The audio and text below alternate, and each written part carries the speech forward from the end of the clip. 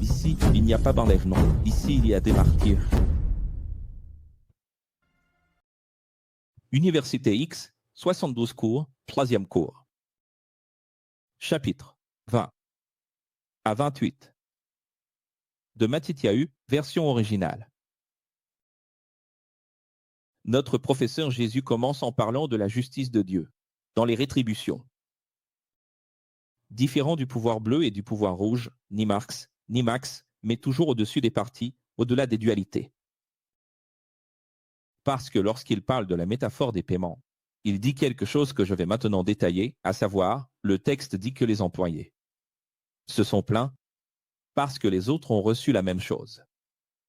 En travaillant moins.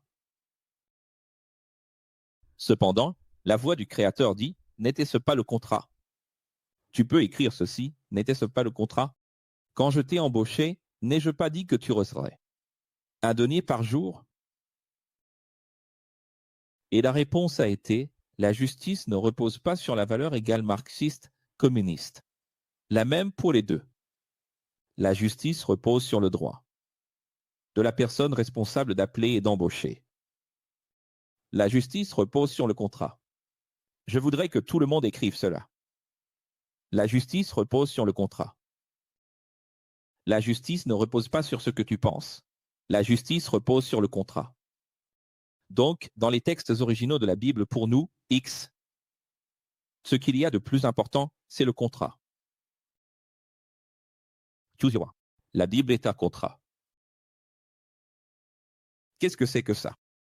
Ceux qui ont commencé à travailler le matin, ne leur a-t-on pas dit, si tu travailles toute la journée, tu gagnes un denier? Et ceux qui ont commencé à midi, n'est-ce pas la même chose? Si tu travailles à partir de midi, tu vas gagner un denier?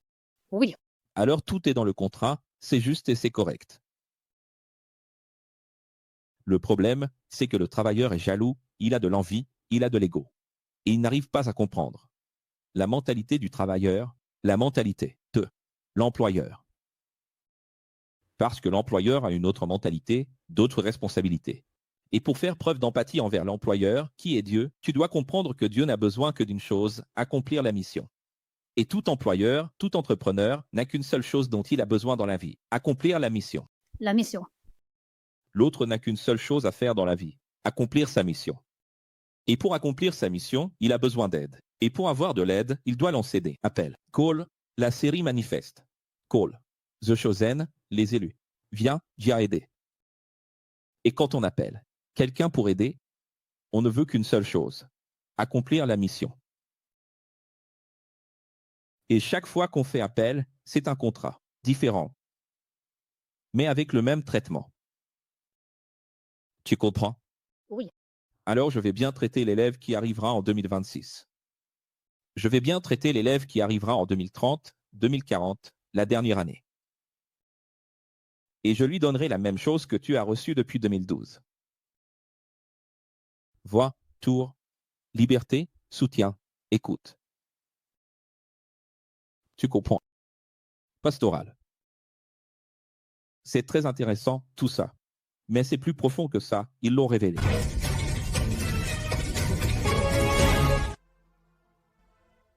La métaphore est profonde, Israël a reçu le premier contrat, l'Ancien Testament. Et les non-juifs ont reçu le second contrat, le Nouveau Testament. Au final, s'ils n'ont pas d'ego, tous recevront la même immortalité.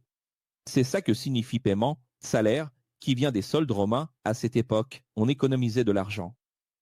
C'est ce que veut dire récompense. Et dans les églises, récompense et salut sont des choses différentes. Non, non, non, non, non, non, non. Toute ma vie, j'ai entendu les gens dire, l'important, c'est d'arriver au paradis, même s'il y a juste une petite chambre pour moi, un petit coin pour moi. La récompense ne m'intéresse pas. Mais la récompense, c'est ce qui fait le salut. Sans récompense, il n'y a pas de salut, il n'y a même pas d'employé, il n'y a même plus de contrat. Récompense signifie paiement. Tu as un paiement parce que tu es sauvé. Si tu n'as pas de paiement, tu n'es pas sauvé. Il n'y a pas de paiement. Et s'il n'y a pas de paiement, c'est parce qu'il n'y a pas eu d'œuvre. Donc tout est faux là-bas à l'église. La sotériologie dans les églises est fausse, tout est complètement faux. Récompense et salut, c'est la même chose. As-tu compris? Le contrat n'a pas été respecté. Le contrat n'a pas été respecté. Et cela figure dans la Bible originale Codex. Donc, ce résumé que nous faisons, c'est pour que les gens voient au-delà et comprennent à quel point ce qui est ici est profond. Mais c'est tellement profond que, encore une fois, la métaphore a changé, mais l'essence reste la même. Tu veux voir à quel point c'est profond? À la fin du deuxième cours, de quoi avons-nous parlé? Quelle était la métaphore? Ta, mieta. Aujourd'hui, c'est passé au salaire. Quelque chose n'a changé, rien n'a changé. Non. Si tu observes, toutes les métaphores et paraboles de Jésus, c'est toujours la même chose. Si tu regardes bien, c'est toujours la même chose. Parce qu'il parle toujours du métrique Israël. À la fin de l'histoire, c'est le mépris qu'Israël a pour lui, le rejet. Et combien de fois, pendant 1260 jours, Wilson, il avertit encore une fois. À chaque parabole, il avertit, regarde. Parce que, qui est arrivé en premier, 1500 ans avant le Christ? Israël. Israël a été engagé par l'Ancien Testament, c'est ici, regarde. Regarde toute cette partie de la Bible ici, regarde. Cette partie ici, dans ta Bible, elle est un peu plus grande, dans ta Bible, c'est ça ici. Toute cette partie de la Bible ici, c'est le contrat que Dieu a fait avec le premier employé. Son nom? Israël. Et puis toi et moi sommes arrivés, regarde. Nous sommes arrivés ici, regarde. Au deuxième contrat. Nous sommes arrivés à midi. On n'est pas arrivé à midi? Oui. Pour travailler après le déjeuner. Tu comprends? Tu vois, les pharisiens, ils étaient tellement intelligents, mais tellement dévoués à la dialectique, à l'art oratoire, à la rhétorique. Ils ne comprenaient rien à ce que Jésus disait, comme les gens aujourd'hui. Il y a des gens qui me regardent qui ont fait des études supérieures, il ne leur manquerait plus qu'un doctorat. PhD et ils n'arrivent pas à me comprendre. Parce qu'ils n'arrivaient pas à comprendre que le deuxième employé, c'est nous. Et qu'à la fin de l'histoire, nous recevrons le même salaire. Ça ne suscite pas de la jalousie, non? Mais pourquoi? Mais pour quelle raison? Pourquoi faut-il être jaloux? L'important, quelle est la vraie? Quelle est la constatation des choses? Nous n'existons pas. Nous existons. Nous n'existons pas. Nous existons. Nous n'avions nulle part où aller. Maintenant, nous avons un endroit. Ce n'est pas suffisant. Qu'est-ce que vous voulez? Vous voulez donner votre avis sur l'existence, alors que ce n'est même pas vous qui vous êtes créé? Nous aurions le droit de donner notre avis sur notre existence, notre destin et celui des autres, si c'était nous qui nous étions créés. Nous, Dieu, nous nous sommes formés.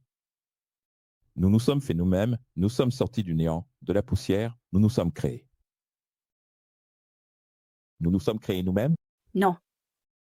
Quelle autorité avons-nous pour donner notre avis sur le destin des autres créatures? Que c'est Dieu qui a créé. Celui qui crée, c'est celui qui commande. Celui qui a créé sait où va chacun, et c'est tout. Notre chance, comme le dit la chanson, et en sachant que celui qui m'a créé est juste.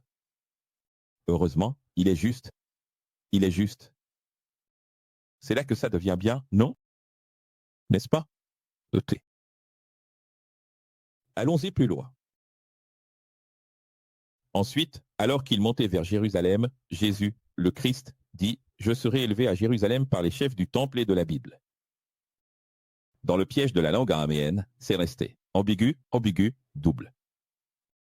Et ils ont pensé, avec leur ego, que le royaume de Jésus arrivait et qu'il serait exalté. Politiquement. Il l'a. On dirait que je me vois en 2035, vous regardant et disant « Notre rapproche ». Cette fois, c'est le X qui va être glorifié. Et tout le monde de dire « Voilà, un. Fini, maintenant ». Et là, ça commence à mourir. Des gens, des gens, des gens. Il meurt, il meurt. Au père un fils, au père un neveu, au père un petit-fils, au père une mère, au père un oncle, au père une grand-mère, au père, au père, au père, au père un mari, au père une épouse, au père, au père, au père, au père, au père. Des pleurs. Un enterrement après l'autre. Où est notre glorification? Regarde. Voilà notre glorification. Pour l'instant, c'est celle-là. Quand les principaux disciples, connus sous le nom de fils du tonnerre, se sont enthousiasmés à l'idée de régner enfin après 3 ans et demi. D'épreuves, le maître leur enseigne avec tristesse. Les dirigeants des nations dominent et exercent leur pouvoir sur les peuples et les nations. Mais vous, il n'en sera pas ainsi. C'est la phrase la plus écoutée, je ne peux pas dire que c'est la plus belle, mais c'est un top 10, c'est l'une des plus belles. Parce qu'ici, cela caractérise ce qu'est un chrétien, n'est-ce pas, ce qu'est un ex. Vous, il n'en sera pas ainsi. Pas maintenant. Dans le R6, non plus. Et pas non plus dans le R7, parce que dans le R7, même lorsque nous gouvernerons avec justice, pas selon un système corrompu. Oui. Nous allons devoir transformer le système d'abord. Les amis, est-ce que ce ne sont pas les poissons turquoise et non gris de l'ouverture de The Chosen? Regardez l'ouverture. Au contraire, celui qui voudra avoir du pouvoir dans le royaume devra, ici, au tamis, servir. Et c'est important parce que dans The Chosen, cette scène est intéressante, Jésus est très abattu, n'est-ce pas, quand il voit les fils du tonnerre vouloir être les meilleurs dans le royaume, en pensant au trône. Celui qui voudra être parmi les gouvernants du royaume devra être ici le plus humble des serviteurs. Si moi, qui suis le fils de l'homme promis, je ne suis pas venu pour être servi, alors encore moins. Vous. En sortant de Jéricho, Jésus guérit des aveugles qui l'ont reconnu comme le Messie, l'appelant fils de David. Chapitre 21. Déjà proche de Jérusalem, Jésus demande qu'on aille chercher une ânesse attachée, accomplissant ainsi une autre prophétie de l'Ancien Testament concernant le Messie. Une grande foule étendit ses manteaux sur le chemin, d'autres coupaient des branches d'arbres et les répandaient sur la route. La foule qui le précédait et ceux qui le suivaient criaient « Hosanna ». Tu te souviens? Hosanna au fils de David. Qui peut comprendre cette mission? Révélée.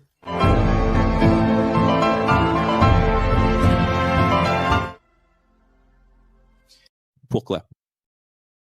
Les disciples qui voulaient devenir maîtres, et qui le deviendraient plus tard, pensaient qu'il était effectivement exalté, et ne voyaient aucun signe de mort ou d'autre interprétation. Il venait tout juste de dire qu'il allait être glorifié. Oui. Et maintenant, n'est-il pas en train d'être glorifié? Oui. N'est-ce pas que tout le monde crie « Hosanna, Hosanna » Imagine la tête de ses disciples en train de se dire « C'est ça, voilà, c'est ça ». Il a dit que ce n'était pas le cas, mais ça l'est. Bien sûr, regarde. Tout le monde crie, il est sur un ânon et ils n'ont même pas remarqué que c'était une ânesse. Les prêtres, les rabbins et les chefs religieux étaient jaloux de sa renommée et du fait que le peuple l'appelait Messie. De plus en plus populaire et donc de plus en plus dangereux pour le système religieux. Et les chefs religieux, et les dirigeants politiques, pardon. Les Sadducéens, les chefs politiques et les Romains étaient inquiets d'un coup d'État. D'un coup politique que Jésus pourrait être en train de préparer. Voilà, ça, c'est le contexte, ce que tu vois à l'écran. C'est le contexte de la situation. Les disciples pensaient qu'il s'agissait vraiment d'une exaltation. Les chefs religieux, jaloux et effrayés. Les dirigeants politiques pensaient qu'il s'agissait d'un coup d'État.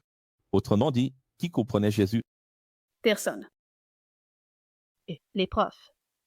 Tant de groupes confus. Quelle mission? Ah. Et aujourd'hui, je vous pose la question, n'est-ce pas pareil aujourd'hui? Regarde bien et vois si ce n'est pas le cas. N'est-ce pas? Si tu observes bien, aujourd'hui, tu verras que le système religieux ne sait pas ce qu'est le CS, ne comprend pas qui nous sommes, ni même le mouvement des églises, ils ne comprennent pas ce phénomène. Le système politique ne comprend pas non plus. Ils craignent seulement que le nombre de rebelles augmente, car des rebelles, pour le système, ce n'est pas bon. Ils veulent comprendre de quelle rébellion il s'agit. Et même s'ils savent très bien qu'Akel n'a aucun coup d'État militaire ou politique en préparation, ni Caio Fabio, ni personne d'autre, ils continuent à observer et à dire Ils n'auront pas de pouvoir sur cette masse qui quitte les églises, parce que la masse qui quitte les églises est libre, elle est réactionnaire. N'est-ce pas? Et le réactionnarisme, c'est de la rébellion. En d'autres termes, regarde comme c'est intéressant. T'est-il déjà venu à l'esprit que Jésus n'était pas un chef de rébellion, mais qu'il était appelé chef de révolte? Mais t'est-il déjà venu à l'esprit que beaucoup de gens étaient vraiment révoltés contre les synagogues quand Jésus est apparu? C'est pour ça que la foule, c'est pour ça que Jean-Baptiste était populaire. C'est pour ça que Jésus était populaire. Parce que la foule en avait assez du système. Tu comprends ou pas? Oui. Ils en avaient assez des impôts, des dogmes, des préceptes, du fardeau. Ils étaient fatigués, épuisés. Ils ne supportaient plus ni César, ni Hérode, ni Pilate, ni Caïphe. Et c'est dans cette situation que Jésus arrive, sans utiliser cela pour un coup d'État. Il utilise cela pour la vérité. Et nous faisons la même chose. Nous vivons à une époque où tout le monde en a marre de la politique et de la religion, n'est-ce pas? Oui. Mais nous n'utilisons pas cela pour un coup d'État. Mais ceux qui veulent nous incriminer peuvent s'en servir et dire que nous voulons un coup d'État, alors que ce n'est pas le cas. Même en disant que nous ne le voulons pas. Tu vois comment l'histoire se répète? Oui, il me semble. Oui, tu comprends petit à petit. Je te dis que c'est vraiment terrible. Maintenant, ils pensent que Jésus est prêt à faire un coup d'État, non? Alors qu'en réalité, qu'est-ce que Jésus est en train de faire? C'est à ce moment-là que tout est devenu pire. De manière planifiée, comme révélé dans le Codex, au début et à la fin de sa mission, qu'est-ce que Jésus fait? Il entre dans le temple et chasse tous ceux qui perçoivent des offrandes et des dîmes, des sacrifices et des vœux, en disant « ce temple devrait être un lieu de bien ». C'est ça que signifie la prière, où, pendant le premier contrat, oui, les Hébreux devaient avoir une maison pour prier, et non pour se faire voler. Tu vois, même en entrant dans la ville avec une ânesse, et non un cheval romain.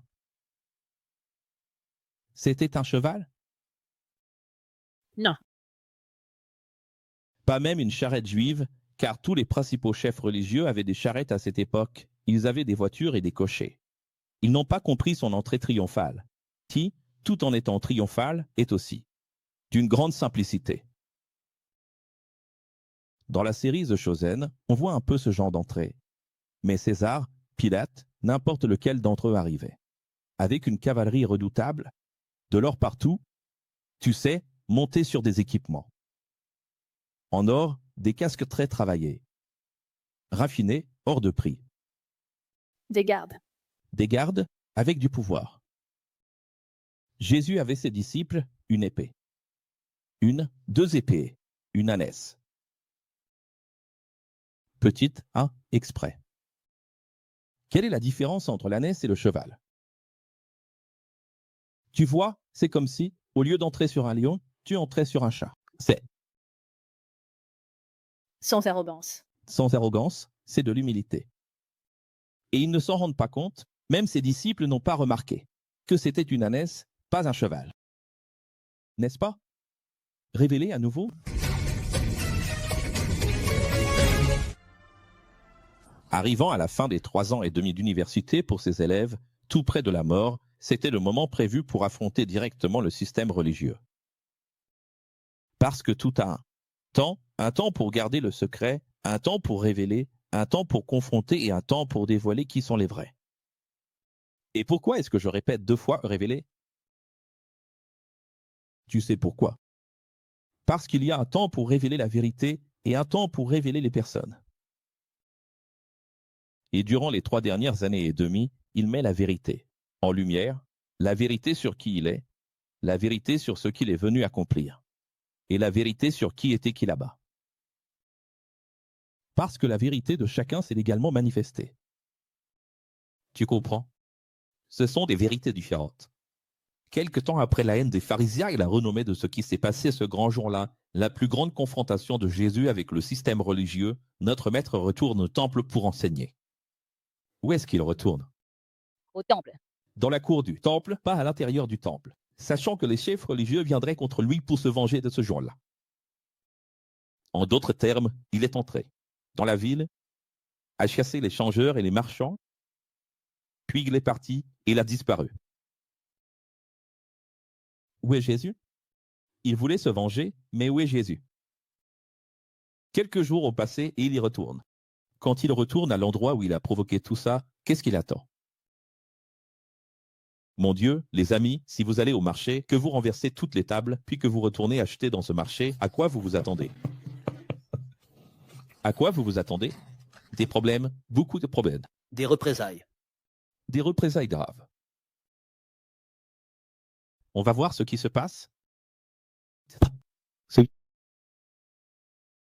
Se sont approchés de l'enseignement de Jésus qu'il était en train d'enseigner dans la cour du temple, et ils ont demandé « Avec quelle autorité entres-tu dans la ville sainte sur un âne, puis renverses-tu la table de ceux qui organisent les offrandes de la maison de Dieu? Pour qui te prends-tu pour faire tout ça ?»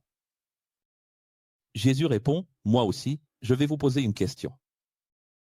Si vous arrivez à répondre à la mienne,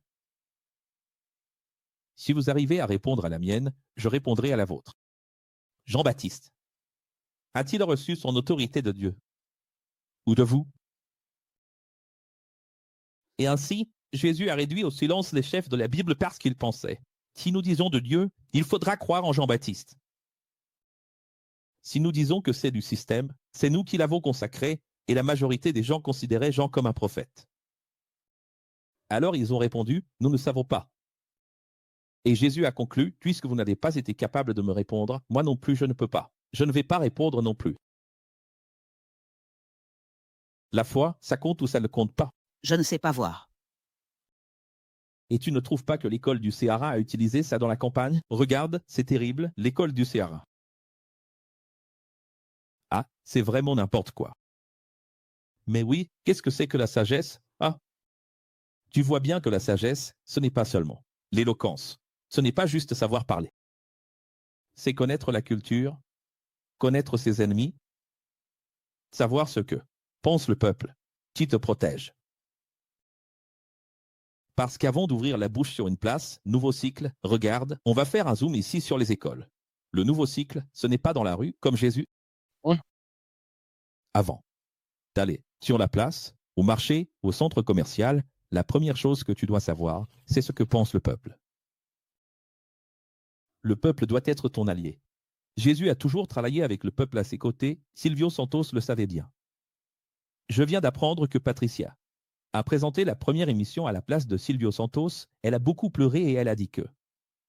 Et elle a bien commencé, parce qu'elle a dit ceci, il va y avoir une crise, il va y avoir des problèmes, pour l'instant ils vont tenir par respect pour lui, mais après il y aura une crise.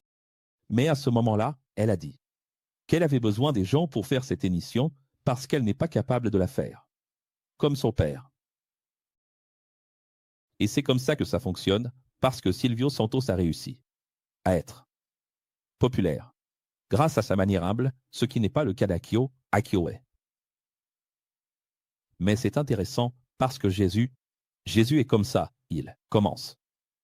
Populaire, humble, comme le peuple aime, avec le peuple à ses côtés, parce qu'il a besoin du peuple. Mais ensuite il se révèle. Quand il se révèle, tu sais ce qui se passe. Il est abandonné.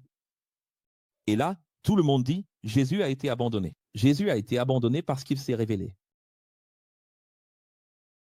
Tu vois que tout le monde finit par se révéler, même Jésus. Tout le monde se révèle. Les intentions se révèlent. Mais Jean-Baptiste, non. Jean-Baptiste n'a jamais été populaire. Il a fini par devenir populaire parce qu'il vivait. À une époque de temps de misère, les gens étaient tellement fatigués. Des synagogues. Fatigué et accablé. Accablés. Alors, Jean-Baptiste est apparu. C'était une différence, c'était quelque chose de différent. Et qui aurait pu lui reprocher quelque chose? Il a volé quoi? Le pauvre, il vivait dans le désert. Donc voilà, Jean-Baptiste est devenu populaire. D'une certaine manière, non pas parce qu'il était agréable, sympathique, parce qu'il n'était pas du tout sympathique, mais parce qu'il était d'une simplicité extrême. Et les gens aiment un TEF, un peuple, oui, une personne simple. Ici au Brésil, il y a ce dicton « Je ne m'abonne qu'à sa chaîne ». N'est-ce pas? Voilà, Dieu est en train de te parler. Je ne m'abonne qu'à sa chaîne, je ne vais suivre que ça comme si c'était à moi, tu vois, comme si c'était à Kyo. Je ne m'abonne qu'à sa chaîne, je ne vais le suivre, je ne vais lui donner de l'audience que s'il est humble, s'il reconnaît ses erreurs, s'il montre que c'est un homme aussi, qu'il se trompe comme moi, s'il m'écoute, s'il me met à ses côtés. N'est-ce pas? Il y a des gens comme ça. Et puis, oui, le Brésilien. Adam est au pouvoir. Assis derrière un écran, fais bien attention, assis derrière un écran, j'ai le pouvoir, j'ai le bouton. Ce type se prend pour le détenteur de la vérité, il est très arrogant. Je n'appuierai pas sur le bouton. Ah, celui-là, oui, il dit qu'il ne sait pas tout, qu'il y a des choses qu'il doit apprendre. Celui-là, je l'aime bien, il mérite d'aller de l'avant. Un bon Brésilien. Donc, il y a ça aussi. Et Jésus faisait ça? Non. Et il le faisait bien. Sauf que maintenant, c'est fini? Non. Le moment est venu de dire ce qu'il faut dire. Regarde, donc, après avoir fait taire les chefs religieux, Jésus se tourne vers le peuple sur la place publique et commence à enseigner par des métaphores qui montrent l'aveuglement des chefs et la grâce de Dieu pour ceux qui sortent de l'erreur. Quand les chefs des prêtres et les pharisiens ont entendu les paraboles de Jésus, ils ont entendu ou pas? Ils ont compris, après beaucoup de difficultés, qu'il parlait à propos d'eux. Oups. Ils ont compris. Et ils cherchaient un moyen de l'arrêter, mais ils avaient peur d'eux, Saul. car elles le considéraient comme un homme de Dieu. Donc il était encore protégé par le capital populaire, qu'il avait accumulé en 2 ans et quelques 3 ans. Mais ce capital va finir par s'épuiser. Il était à son apogée à ce moment-là. Quand il est entré dans la ville, il aurait pu être le leader acclamé d'Israël. Chapitre 22. Alors les pharisiens sont sortis et ont commencé à chercher un moyen de le piéger par ses propres paroles. Ils lui envoyèrent leurs disciples, accompagnés des Hérodiens, qui lui dirent « Maître, les amis, je veux que vous voyiez à quel point c'est astucieux. » Au fur et à mesure que Jésus se révèle et confronte davantage le système, les chefs religieux s'approchent de plus en plus et deviennent tirs, intensifiant leur piège. Je veux que vous voyiez à quel point il y a de la malveillance dans ces paroles ici. Regardez la fausseté de ces paroles. Maître, professeur, nous savons que tu es intègre, que tu enseignes le chemin de Dieu selon la vérité. Regardez ça, les amis. Oh, regardez ça, les amis. Tu ne te laisses influencer par personne. Regardez ça, car tu ne te fies pas aux apparences des hommes. Terrible. Dis-nous donc, quel est ton avis? Est-il permis de payer l'impôt à César ou non? Mais Jésus, percevant leurs mauvaises intentions, demanda, hypocrite, pourquoi me mettez-vous à l'épreuve? C'est révélé.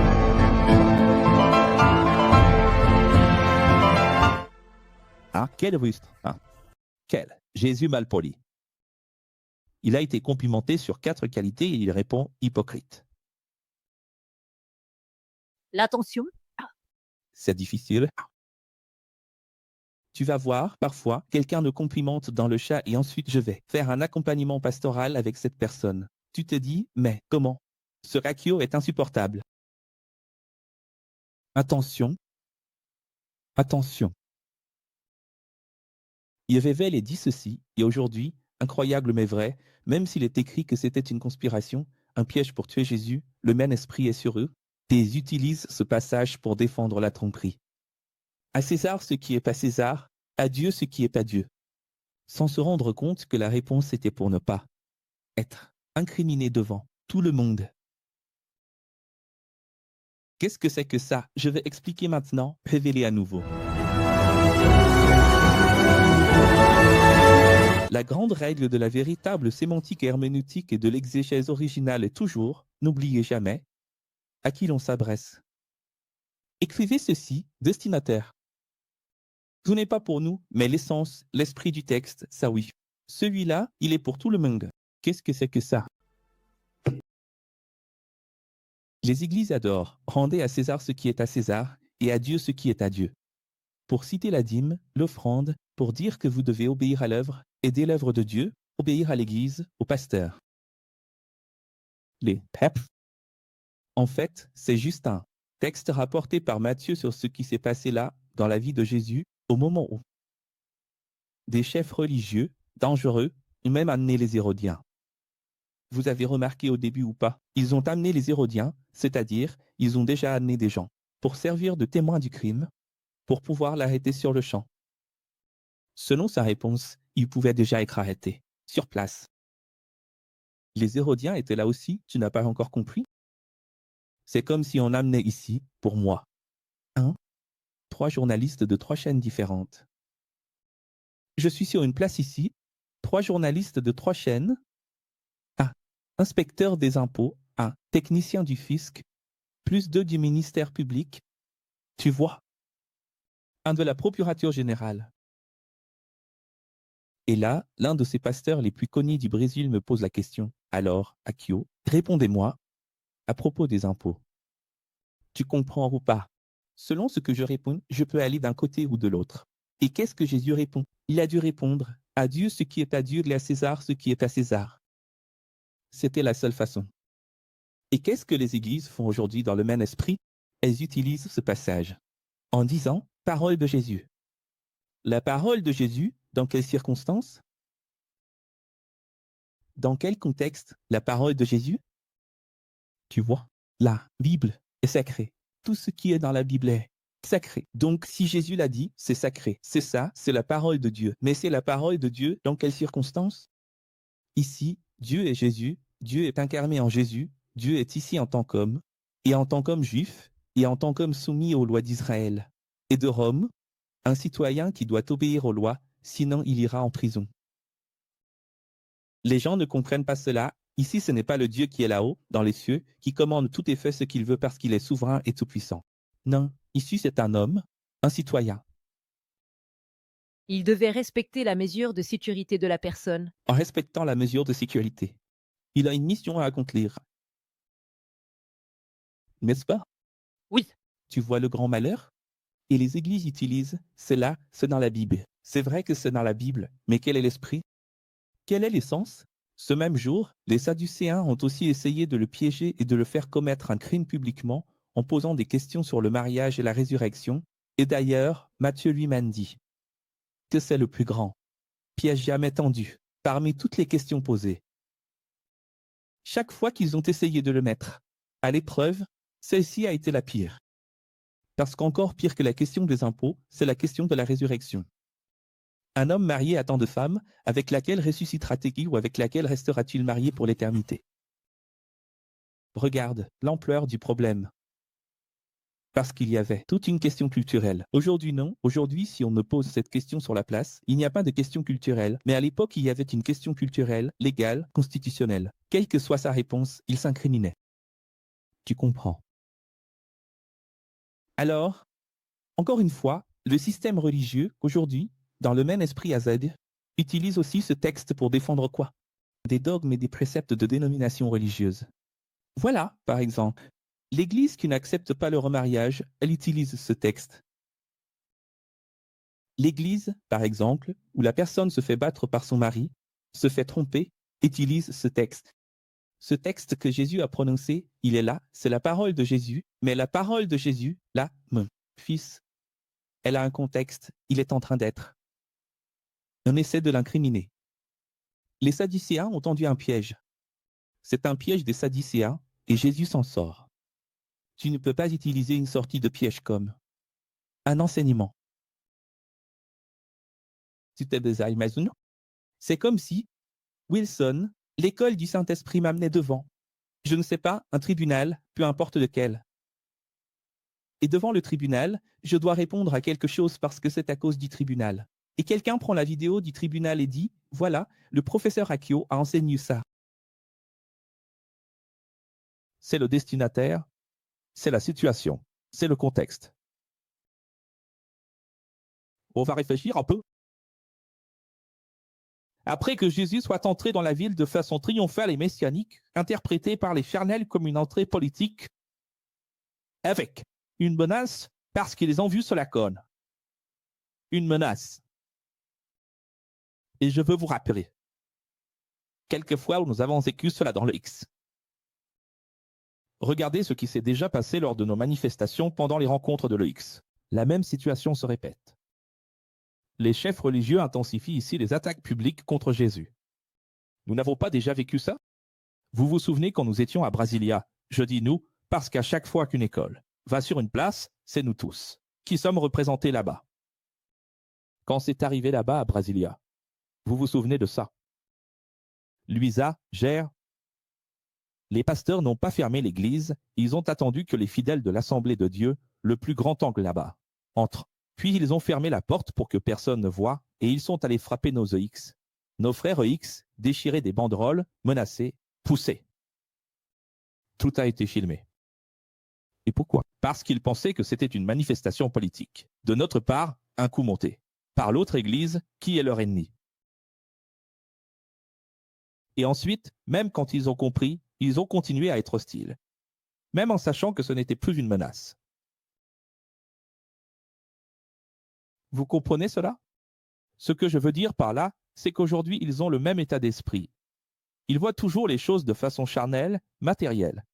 Ils pensent toujours qu'il y a un coup en préparation, que la question est politique, que la question est militaire, que la question est terrestre, inférieure, du monde d'en bas.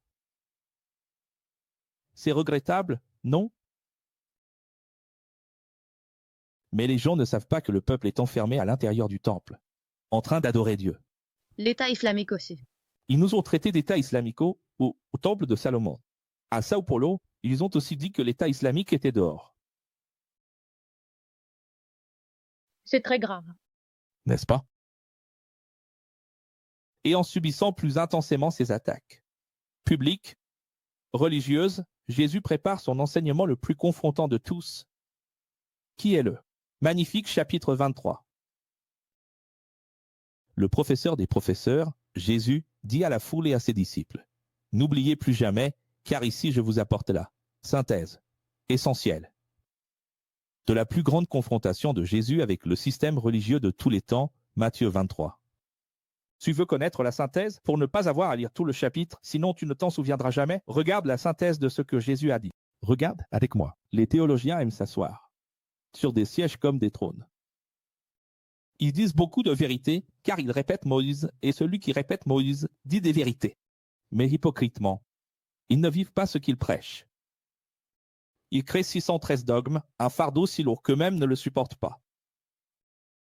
Ils portent de grands vêtements religieux, amples et spéciaux, parce qu'ils pensent que la sainteté réside dans l'habit. Dans les églises, ils réservent des places spéciales uniquement pour les dirigeants. Ils inventent des titres religieux et obligent même les fidèles à saluer avec des salutations qu'ils ont eux-mêmes créées. Et puis chaque groupe a sa propre salutation, n'est-ce pas? Ils vont chez les retraités pour prendre la dîme et les offrandes. Ils construisent des autels et des offrandes et adorent juger et jurer, au nom de Dieu, invoquant le nom de Dieu en vain. Voilà le résumé de Jésus sur tout le système religieux. Mais vous, chrétiens originels, répétez avec moi, dites avec moi, nous ne devons pas être comme ça. Nous ne sommes pas comme ça. Nous ne sommes pas comme ça. Il dit, je prophétise que, dans cette génération encore, qui dure 40 ans, Jérusalem, Jérusalem, toi qui tues les enseignants et les prophètes, à travers lesquels Dieu essaie de parler, voici que la maison que vous appelez celle de Dieu sera laissée déserte. Révélée. En 66 après Jésus-Christ, a commencé la grande bataille initiée par les théologiens bibliques légalistes zélotes. Qui étaient les zélotes? Les plus ascétiques, les plus bibliques de l'époque qui prônaient l'usage des armes, la Bible, et les armes, achetant et vendant des armes pour lutter et conquérir la nation par la force. Du sang. Cela a en réalité abouti à la destruction de Jérusalem au micro-apocalypse qui a duré jusqu'en 70 après Jésus-Christ. Cela s'est-il accompli ou non? La maison de Dieu est restée déserte jusqu'à aujourd'hui. Dis-moi si la maison de Dieu n'est pas déserte. Heureuse la nation dont le Seigneur est Dieu. Quel Dieu? Je me suis réjoui quand on m'a dit « Allons à la maison du Seigneur ». Quelle maison? Jérusalem, son peuple. Yerushalayim, Chaléen. Yahudim, son peuple. Matthieu 24. Alors Jésus sortit de la cour du temple et montra à ses disciples la beauté de ce qu'ils appelaient la maison de Dieu. Et même là, j'y vois l'ironie de Jésus. C'est incroyable parce qu'à la toute fin du chapitre 23, il venait juste de dire que cela allait rester désert et être détruit. Après qu'il ait dit que cela allait rester désert et détruit, que les chefs religieux l'attaquaient beaucoup. Les amis, allons. C'était le moment. Pour que vous compreniez. Au début du ministère de Jésus, 42 mois, les premiers mois. À aucun moment, au début de son ministère, il ne dit ces choses. Il ne le dit pas. Non. Il garde ses vérités à dire pour plus près de sa mort. Et quand il dit ces vérités plus confrontantes, il subit des critiques plus fortes, parce que les chefs religieux commencent à le critiquer plus durement. Et comme il ressent cette gêne publique, et qu'à chaque fois qu'il est sur la place, dans la cour du temple, il est de plus en plus mis à l'épreuve par eux sur des questions qui manquent de peu de le faire arrêter. Vous savez ce qu'il fait? Il répond à ce niveau-là. Cette maison sera laissée déserte. Mais ensuite, il appelle les disciples dans un enseignement plus privé et dit « Allons voir la beauté du temple ». Mais il vient juste de dire que le temple va être détruit. Non, regarde l'ironie de ton Jésus, ça, c'est le Christ authentique. Il vient juste de dire « Tout cela va être détruit, cela restera désert jusqu'à ce que je revienne ». Et il y a plus, il y a un verset que je n'ai pas cité ici, qui se trouve dans la Bible originale Codex, qui est dans ta Bible, où il dit ceci, « Plus personne ne verra le Fils de l'homme, à partir de maintenant ». Tu sais ce qu'il veut dire par là? Que c'était la dernière fois qu'il mettait les pieds dans ce temple, qu'ensuite il allait mourir, ressusciter, se désincarner, et qu'après tout cela serait détruit. Et que plus personne ne le verrait à cet endroit, parce qu'il allait se passer 2000 ans. Et alors, quand il reconstruirait le 3e temple, il reviendrait. Autrement dit, qu'a-t-il voulu dire? C'est la dernière fois ici. Les adieux. Et pour faire ces adieux, où est la musique? Et pour faire ces adieux, tu sais ce qu'il fait. Il dit, venez ici, mes élèves, je vais vous montrer comme le temple est beau.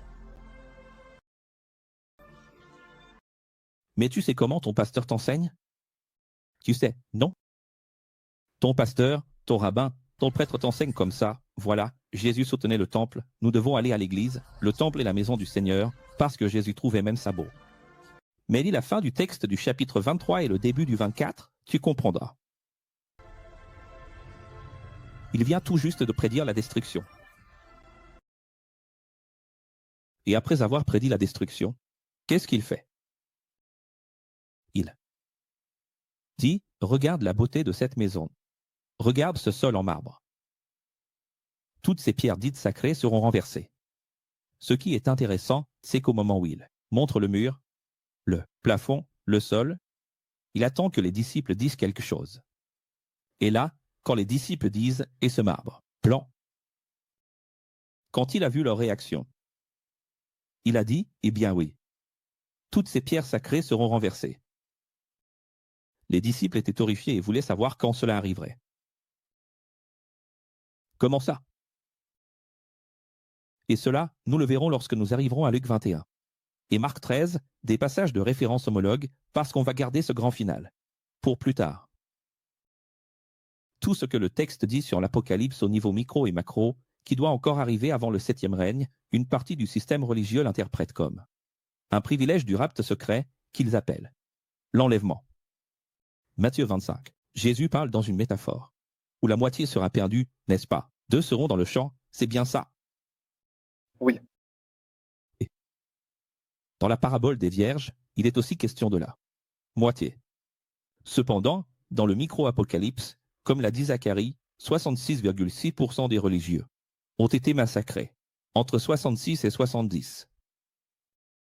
2 observations incroyables ici. 2 observations incroyables que je n'ai jamais partagées. La première, c'est à quel point toute prophétie et tout présage sont hyperboliques. Alors, on va mourir le 13. Ah, il n'est pas mort le 13. On ne comprend pas l'hyperbole.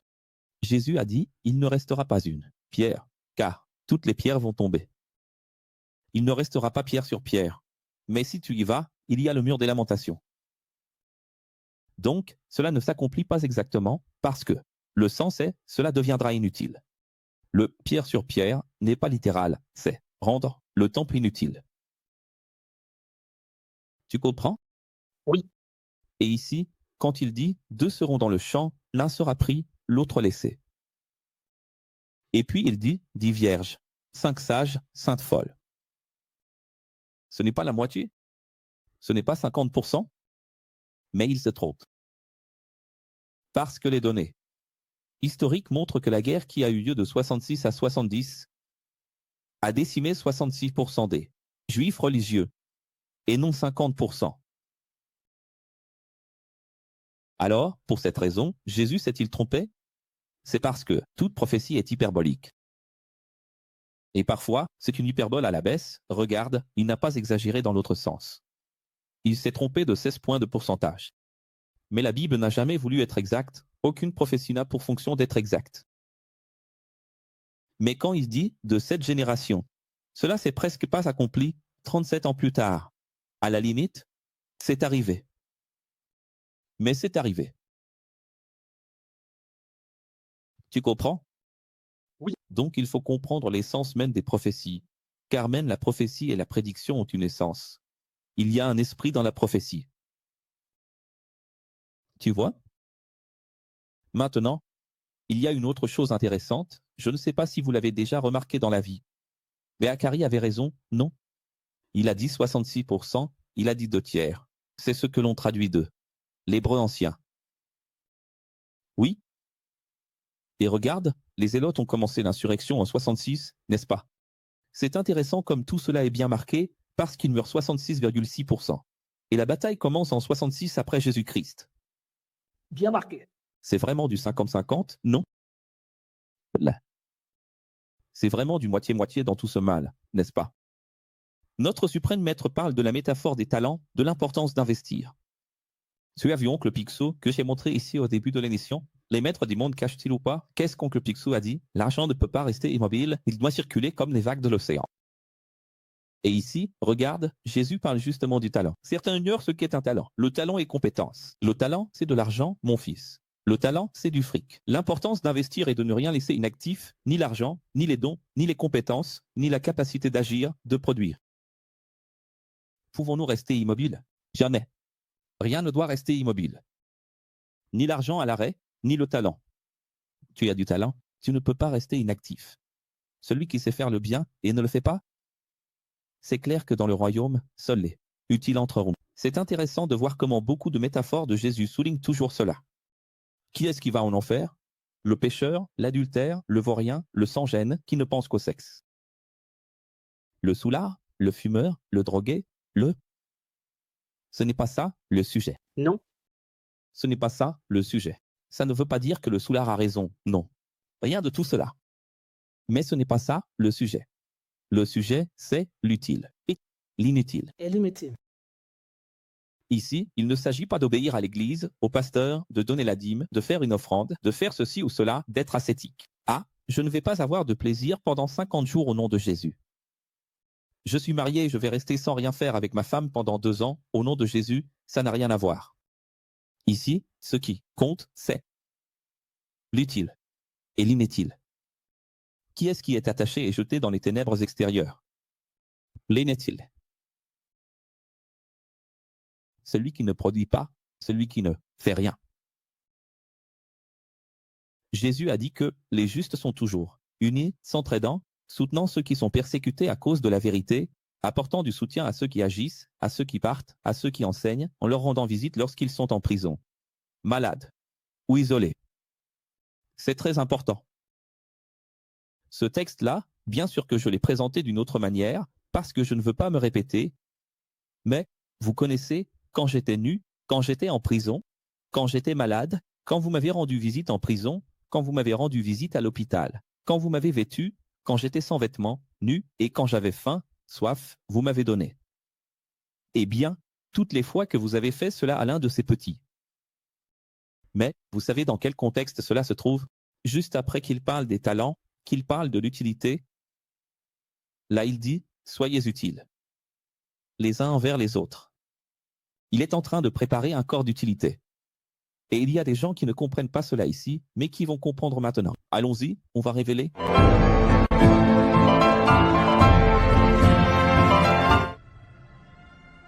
Mais aujourd'hui, ils rendent visite à des criminels comme si c'était les prisonniers, les transformant en pasteurs. Une chose, c'est un enfant ou un adolescent né dans le crime, en périphérie, qui ne savait pas, cela ressent une vraie métanoïa pour toujours. C'en est une autre quand il s'agit de criminels conscients, délibérés, qui deviennent ensuite des leaders bibliques. Et ils continuent d'être des criminels, mais maintenant au nom de Dieu. Les prisonniers dont parle le texte ne sont pas ceux que tu connais, ceux qui t'ont tout appris de travers. Ce sont ceux qui enseignent la vérité. Les malades, ce sont ceux qui aidaient ou enseignaient et qui sont maintenant malades. Tu sais de qui Jésus parle? De Marie, la mère de Marc, qui demain, après avoir tant de fois préparé le déjeuner, le dîner, pour les disciples, et tant de fois aidé à préparer leurs vêtements pour le voyage, sera malade. Et cette femme ne peut pas être abandonnée. Après tout ce qu'elle a fait, elle doit être prise en charge. C'est ça qu'ils sont en train de dire. La belle-mère de Pierre. La belle-mère de Pierre. Maintenant, par exemple, là-bas, c'est un des disciples a été arrêté. Ou quelqu'un a été arrêté simplement parce qu'il était de la famille d'un disciple, d'un apôtre, d'un maître envoyé, d'un professeur envoyé, car apôtre signifie professeur envoyé. Cette personne doit être visitée, soutenue. Il faut s'occuper d'elle. Tu sais, envoie un avocat là-bas, paie la caution, va t'occuper d'elle, assure sa sécurité, vérifie si elle a besoin de vêtements, de nourriture, ne l'abandonne pas, ne la laisse pas seule. C'est ça que Jésus enseigne, et non pas à propos des criminels. Et ce n'est pas en allant dans les hôpitaux, en aidant des gens qu'on ne connaît même pas, et en disant, voilà, mon âme est lavée par le sang de la croix, je suis pardonné de tous mes péchés parce que j'ai fait la charité. Tu comprends? C'est triste, non? C'est triste ou pas? Nous devons tous agir unis comme une église pour que le monde connaisse la vérité. C'est-à-dire, en d'autres mots, tout ce qu'il prépare avant de quitter ce monde, c'est que les gens s'entraident, se soutiennent, se soutiennent, se soutiennent, pour que la vérité soit toujours diffusée. Parce qu'il faut du soutien, il le sait. Il est la science. Qu'est-ce que Jésus, en tant que science, est en train de dire? La vérité que j'enseigne, qu'ils devront enseigner, va rencontrer de la résistance. Il y aura de la résistance chez les Grecs, il y aura de la résistance chez les Assyriens, il y aura de la résistance chez les Arabes, il y aura de la résistance, où qu'ils aillent, ils rencontreront de la résistance. Ils seront persécutés, ils seront torturés, ils seront tués, jusqu'au jour où ils seront entendus. Alors, sachant cela, que fait-il? Aidez-vous les uns les autres. Beaucoup vont être blessés. Beaucoup vont être emprisonnés. En d'autres termes, tout ce dont il parle, c'est de la vérité. Et aujourd'hui, qu'est-ce que les gens font? Et si tu penses que ce que je dis est un mensonge parce que quelqu'un m'a envoyé? Non, professeur, il faut aider tout le monde sans faire le bien sans regarder à qui. Ah oui? Jamais, jamais. 1 Corinthiens 16. C'était pour l'école. 2 Corinthiens 8h9. C'était pour les écoles qui étaient dans le besoin. L'argent de là-bas, de Tite, Philémon, pour aider Paul. Des écoles et des personnes en mission qui étaient dans le besoin. Jésus lui-même était aidé par ces personnes.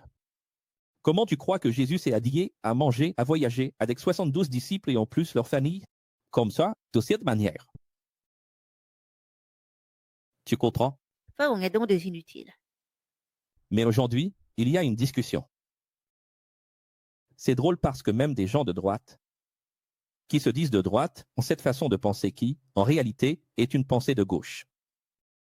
Cette idée du politiquement correct. D'aujourd'hui, c'est une pensée marxiste, cette idée du genre, non, il faut faire le bien à n'importe qui. Qu'est-ce que c'est maintenant? C'est seulement entre les anciens. Cette façon de penser est de gauche. Tu te crois de droite, mais en réalité tu es complètement à gauche. Parce que cette façon de penser est de gauche. Nous ne sommes pas obligés d'aider tout le monde. Bien sûr que si je marche et que je vois une dame tomber, je vais l'aider. Bien sûr que si je sais que quelqu'un a besoin d'aide, peu importe où et qui c'est, je vais aider. Mais l'aide dont on parle ici, c'est entre nous, pour que la vérité soit diffusée, parce que tout son but, c'est justement ça, que la vérité soit diffusée. pour le corps, n'est-ce pas, professeur? C'est pour le corps, ce n'est pas pour. Quel serait le sens que Jésus dise « Allez et faites n'importe quoi, soyez simplement de meilleurs êtres humains ». Là, il n'y aurait jamais eu de mission, ni de sens, ni de communauté, ni rien du tout. D'ailleurs, la connaissance de la vérité ne serait même pas arrivée jusqu'à nous, car elle serait morte à un moment donné. N'est-ce pas? En fait, j'ose même dire que ce qui rend le christianisme si puissant et fort dans le monde, même s'il est dans l'erreur, c'est justement grâce à cela. Même s'ils comprennent mal, c'est grâce à cela. Pourquoi penses-tu que le bouddhisme est bien plus faible que le christianisme? Le bouddhisme, il est très fort de l'autre côté du monde, professeur. Le bouddhisme est faible en soi. Quand je dis faible, je veux dire, c'est philosophique, mais il n'y a pas de corporation. Tu ne vois pas de missionnaire bouddhiste venir te chercher. Et c'est justement parce que Bouddha a davantage prêché cela. L'évolution de chacun, dans la liberté de chacun, ce qu'il y a dans le cœur. Fais-le quand tu peux, fais-le quand tu en as l'occasion.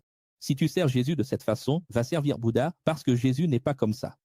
C'est quand j'ai le temps, j'y vais, quand j'ai le temps, je fais, quand j'ai le temps, j'aide. Alors sers Bouddha, mon fils. Bouddha, c'est comme ça. Jésus n'est pas comme ça. Jésus, c'est une corporation, c'est de l'ordre.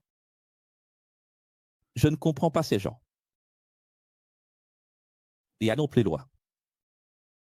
Toutes les aides et l'amour pour l'œuvre de Dieu, qui n'est ni un temple, ni une entreprise ecclésiastique, mais ceux qui enseignent la vérité. De quelle œuvre de Dieu parlons-nous? Matthieu 26, après avoir dit ces choses, Jésus dit à ses disciples, « Comme vous le savez, nous sommes à 2 jours de la Pâque, et le Fils de l'homme sera livré pour être crucifié. » À cette occasion, les chefs des prêtres et les responsables religieux du peuple se sont réunis dans le palais du grand prêtre, qui s'appelait Caïphe, et ensemble ils ont planifié d'arrêter Jésus par trahison et de le tuer. Mais ils disaient, pas pendant la fête, pour qu'il n'y ait pas trop de tumulte.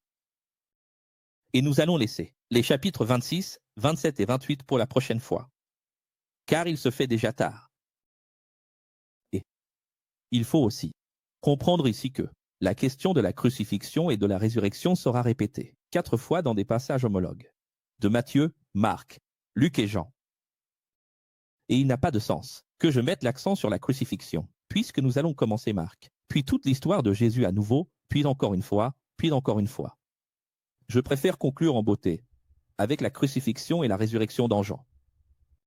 Dans Jean, là oui, on commence les actes, et on continue. Si tu n'as pas encore compris, 72 cours, il faut faire tout ça. Tous les textes, de Matthieu à l'Apocalypse. Ensuite, toutes les sens de la Genèse à Malachie. Et après, encore ces 25 cours résumés extra-bibliques, principaux. De la philosophie X. Tout cela en 72 cours. Donc, ça fait beaucoup de choses à résumer, à synthétiser et encore à approfondir. Au-delà. N'est-ce pas? C'est ça. Oui. Au revoir. Au revoir. Ici, il n'y a pas d'enlèvement. Ici, il y a des martyrs.